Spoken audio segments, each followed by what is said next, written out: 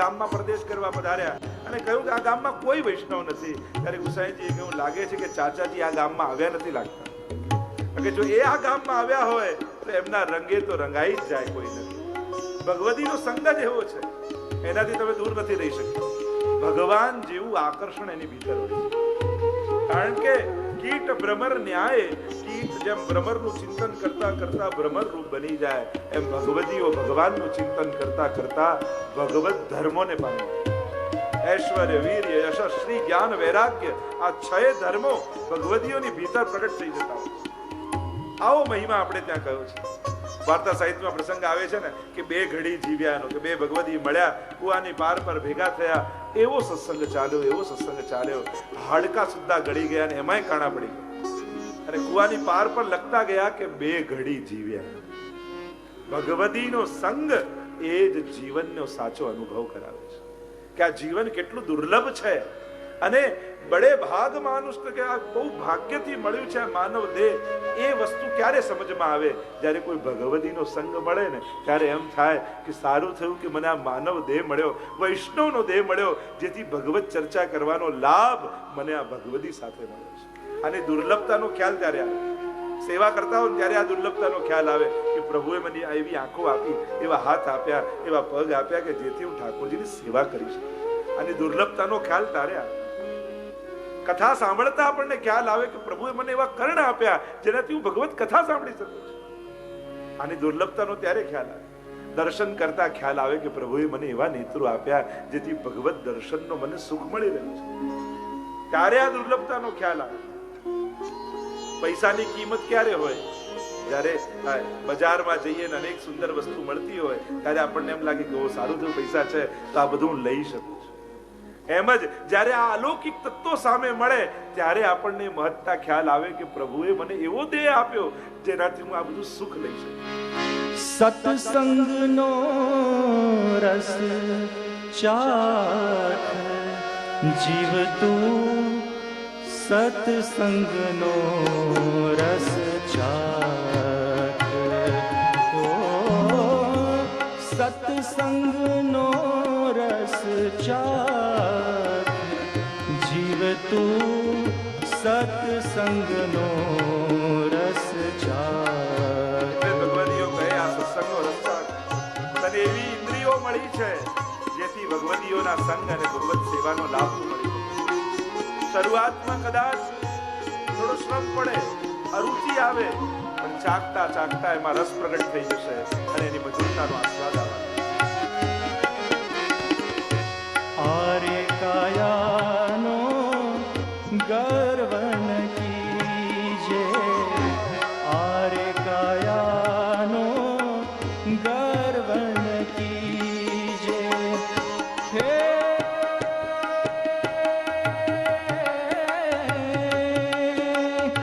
અંતે થવાની છે, અંતે થવાની છે ખાક જીવ તું, સત્સંગનો રસ ચાખ. સત્સંગનો રસ ચાખ જીવ તું, સત્સંગનો રસ ચાખ. મહાપ્રભુજી કહે આવા કોઈ ભગવતીનો સંગ મળે અને એની સાથે નિરંતર સત્સંગનો આનંદ લઈ આ જીવનને સાર્થક કરીએ.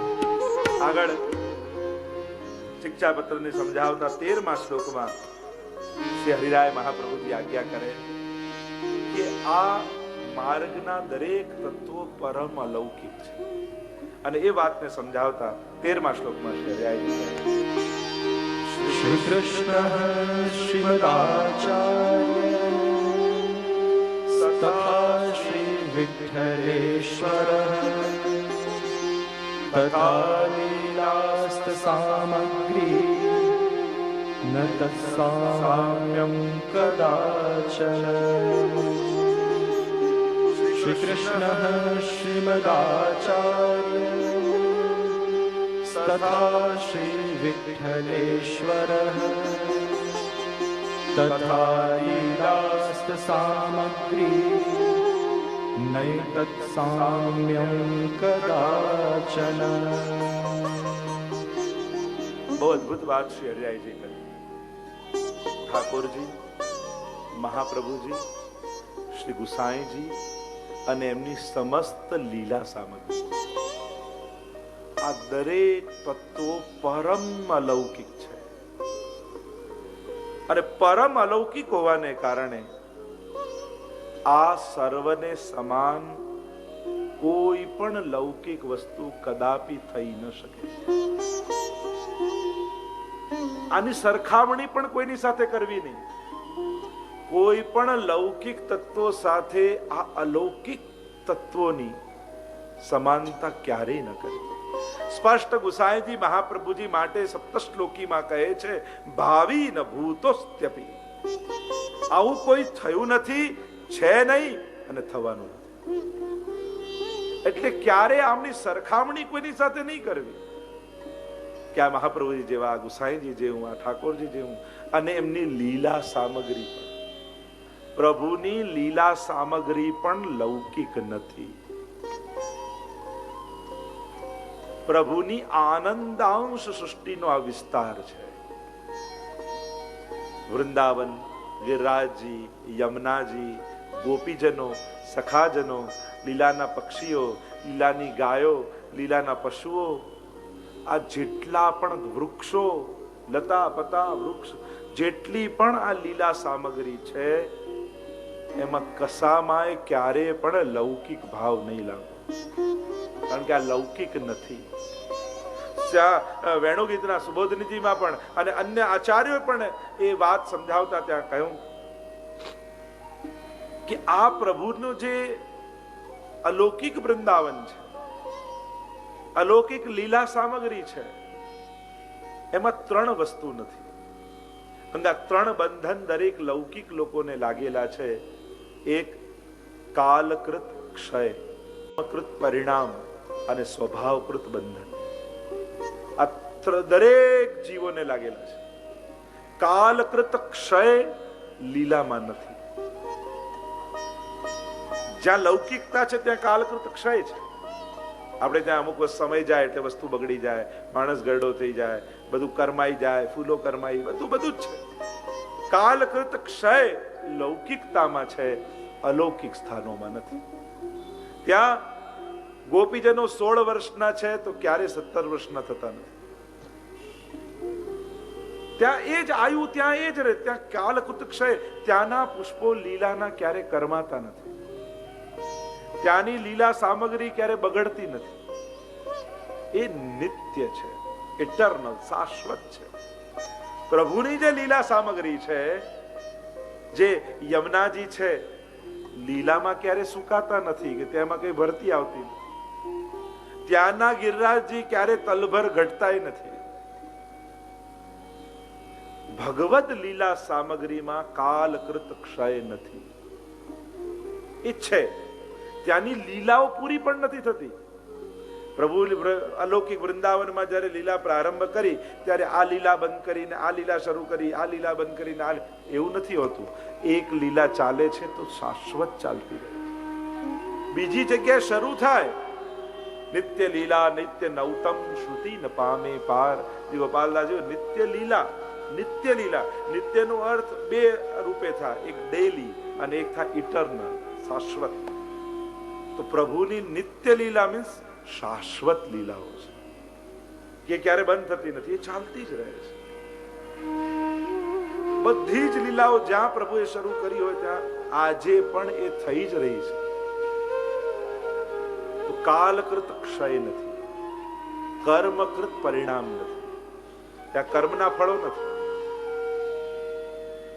કે આ કર્મ કર્યું તો આ ફળ, આ કર્મ કર્યું તો આ ફળ, એવું કર્મકૃત ફળ નથી.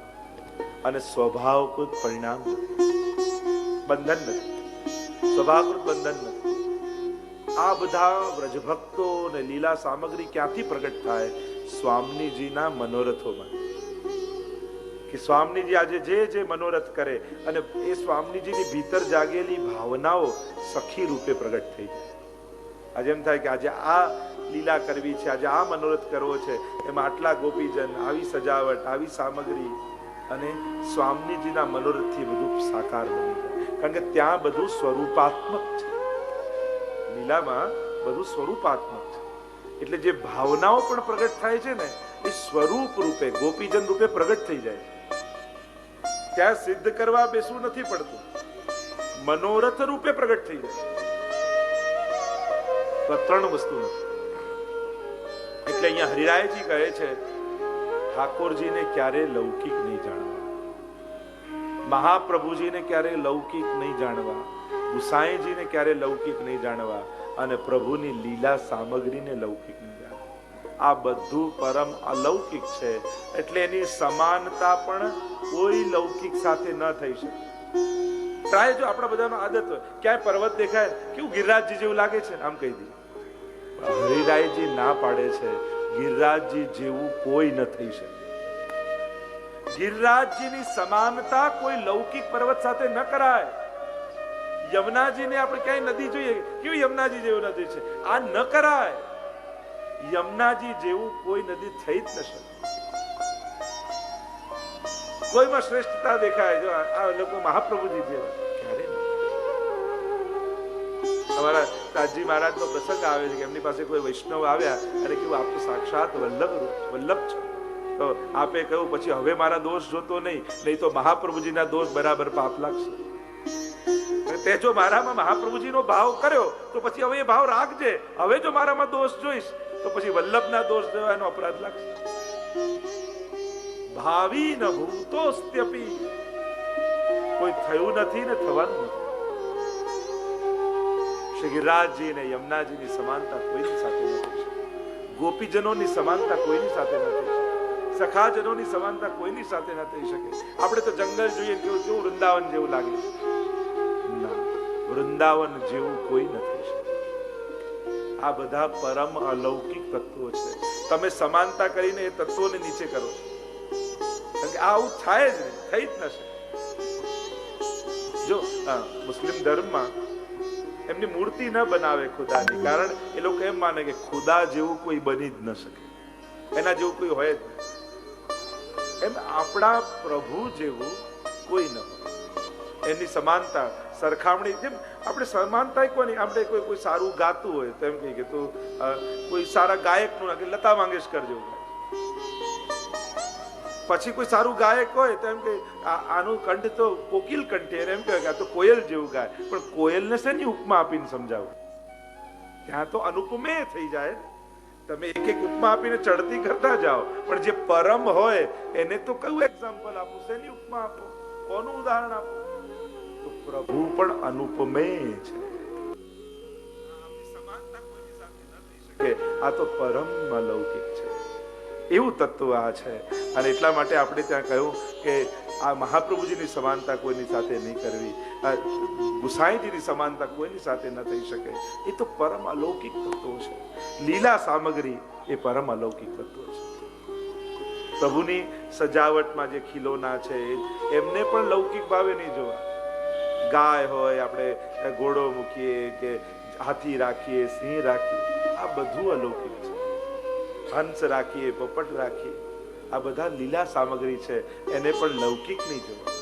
અમારા પૂર્વ થયા દામોદર લાલજી મહારાજ મથુરા બિરાજતા, એમના જીવનનો એવો પ્રસંગ આવે છે કે જ્યારે પધાર્યા સેવામાં તો જે ખંડપાટ પર એક પોપટ રાખેલું શુક, એનો પગ તૂટી ગયેલો, એટલે પડી જાય વારે ઘડી, ઊભું ન રહે. એટલે મુખિયાજીએ કહ્યું કે જરા આ ચાંદીનું શુક છે આને ઝાડ લગાડી લો એટલે પાછું ઊભું રહી જાય, પડી જાય છે. એક દિવસ, બીજા દિવસે પધાર્યા પાછું કહ્યું, ત્રીજા દિવસે પધાર્યા પાછું કહ્યું. એટલે એમણે કહ્યું હાથમાં મને આપો શુક હાથમાં લીધું અને એટલું બોલ્યા કે સુખદેવજી તમારી સેવા થઈ ગઈ, હવે લીલામાં પધારો. અને જ્યાં આમ છોડ્યું પાંખો ફૂટી ગઈ અને ઉડતું ઉડતું લીલામાં અંગીકાર થઈ. અને જાણે પ્રમાણ આપ્યું કે આ ભગવત સંબંધી કોઈ પણ વસ્તુ લૌકિક નથી, આ બધી પરમ અલૌકિક તત્વો. અને વાર્તા સાહિત્યમાં અને આપણા પ્રસંગોમાં એવા અનેક પ્રમાણ આવે કે આ અલૌકિક સંપત્તિ પ્રગટ કરી. ચતુર્બુદ્ધદાસજીની ખટૃતુની વાર્તામાં પણ પ્રસંગ આવે છે. જ્યારે ચતુર્બુદ્ધદાસજી ગિરિરાજજીમાં પ્રવેશ કર્યો અને ત્યાં યુગલ સ્વરૂપના દર્શન થયા, અને ત્યારે કહ્યું કે મને તો આ યુગલ સ્વરૂપના પ્રગટ નેત્રોથી લીલાના દર્શન થયા, પણ ભૂતલ પર અનેક દૈવી જીવો છે, એમને આ સુખ ક્યારે મળે?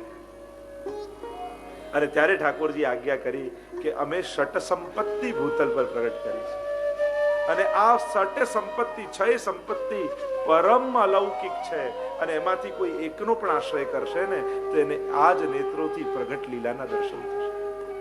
અને ત્યારે કહ્યું, વૈષ્ણવના માથે બિરાજતું સેવ્ય સ્વરૂપ.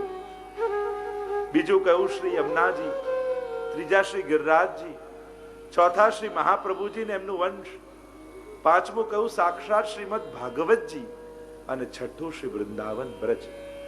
આ 6 અલૌકિક સંપત્તિઓ મેં ભૂતલ પર પ્રગટ કરી છે. આમાંથી એકનો આશ્રય પણ જીવ કરશે તો એને પ્રગટ આ જ નેત્રોથી લીલાના દર્શન થશે. તો આ 6 વસ્તુને પરમ અલૌકિક જાણવા, લૌકિક નહીં જાણવા, લૌકિક ભાવ અને લૌકિક વ્યવહાર આમની સાથે નહીં કરવો. આગળ ત્રીજા શિક્ષાપત્રને આપણે અહીંયા વિરામ આપીએ. બોલો ગોવર્ધન નાથ की जय, શ્રી હરિરાય महाप्रभु की जय. શિક્ષાપત્ર 4, 30 શ્લોકમાં, ચોથા શિક્ષાપત્રમાં શ્રી હરિરાયજી આપણને પત્ર લખ્યો છે. મુખ્ય વિષય છે પ્રભુના વિરુદ્ધ ધર્માશ્રયી ધર્મોનું નિરૂપણ. પુષ્ટિ પુરુષોત્તમને સમજવા માટે પ્રભુમાં રહેલો આ ધર્મ સમજવો બહુ જરૂરી છે, અને એ ધર્મનું નામ છે વિરુદ્ધ ધર્માશ્રય. 2 પ્રકારના ધર્મોની વાત કરી છે, બહિરંગ ધર્મ અને અંતરંગ ધર્મ. બહિરંગ ધર્મોમાં 5 પ્રકારનો સમાવેશ કર્યો: કર્તૃત્વ, સ્વરૂપત્વ, સર્વધારત્વ, ન્યાયત્વ અને વિરુદ્ધ ધર્માશ્રયત્વ. આમ બહિરંગ ધર્મોમાં 5 ધર્મોની વાત કરી, જેની ચર્ચા આપણે આગળ કરીશું. અને અંતરંગ ધર્મોમાં 2ની બાબત વાત કરી, એક ઐશ્વર્ય અને બીજું માધુર્ય. પ્રથમ શ્લોકમાં શ્રી હરિરાયજી આપણને પત્ર લખતા કહે, प्रभो धर्माश्रुतो प्रोक्ता तथा भागवतेऽपि च अप्राकृता स्वरूपैक निष्ठा भिन्नानरूपतः. प्रभो धर्माश्रुतो प्रोक्ता तथा भागवतेऽपि च अप्राकृताः स्वरूपैक निष्ठा भिन्नानरूपतः. प्रभु धर्माः श्रुतौ प्रोक्ताः तथा भागवतेऽपि च अप्राकृताः स्वरूपैक निष्ठा भिन्नानरूपतः. પ્રભુના ધર્મો અપ્રાકૃત છે, એક સ્વરૂપ જ સ્થિત છે અને સ્વરૂપથી અભિન્ન પણ છે, એવું શ્રુતિ તેમજ શ્રીમદ ભાગવતમાં નિરૂપણ કરવામાં આવેલું છે. પ્રભુના ધર્મો પ્રાકૃત નથી. મહાપ્રભુજી માટે પણ આપણે સર્વોત્તમ સ્તોત્રમાં જ્યારે કઈ પ્રાકૃત ધર્માનાશ્રય પ્રાકૃત નિખિલ ધર્મ રૂપમી. શ્રી મહાપ્રભુજી, ગુસાઈજી, લીલા પરિકર, ઠાકોરજી આ બધા અપ્રાકૃત ધર્મ વાળા છે. ગોપેશ્વરજી અપ્રાકૃત શબ્દની ટીકા કરતા, વ્યાખ્યા કરતા શિક્ષાપત્રમાં આજ્ઞા કરે કે અપ્રાકૃત એટલે જે સદા એક રસ હોય, કેવલ આનંદમય હોય અને લૌકિક માયાના ગુણોથી જે રહિત હોય એને કહેવાય અપ્રાકૃત. વલ્લભનું સ્વરૂપ, ઠાકોરજીનું સ્વરૂપ વેદોમાં કહ્યું આનંદ માત્ર કરપાદ મુખોદરાદિ, કેવલ આનંદ રૂપ છે. શ્રી મહાપ્રભુજીનું સ્વરૂપ નામ આકારમાં જો તો સન્મનુષ્યાકૃતિ, સર્વોત્તમ સ્તોત્રમાં નામ કહ્યું મહાપ્રભુજીનું. કેવા છે મહાપ્રભુજી? મનુષ્ય આકાર વાળા. આકાર મનુષ્યનો છે પણ દેહ સાધારણ મનુષ્ય જેવો નથી. આપનું સ્વરૂપ કેવું? श्रीमद वल्लभ रूप सुरंगे अंग अंग प्रतिभावन के भूषण वृंदावन संपत्ति अंग स्फुरत कृष्ण प्रेमामृत रस भरणाति भरिता विहारान कुर्वाण.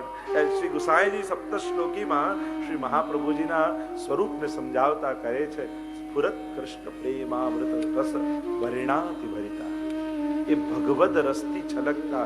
અને જો વલ્લભના સ્વરૂપની જો સપ્ત શ્લોકીમાં ગોકુલનાથજી આદિની ટીકાની ચર્ચા કરીએ તો જ્યારે વિપ્રયોગ સમયે જ્યારે ઠાકોરજી અંતર ધ્યાન થઈ ગયા હોય અને ગોપીજનો પ્રભુને પુકારતા પુકારતા ગોતતા હોય, હા નાથ રમણ પ્રેષ્ઠ કાશી કાશી માં જ્યારે પુકાર કરતા હોય વિરહ સમય, અને વિરહ સમયે જ્યારે પુકાર કરતા હોય પ્રભુના નામનો, તો ગોપીજનોના હૃદયમાં ભગવત સ્વરૂપ બિરાજે છે.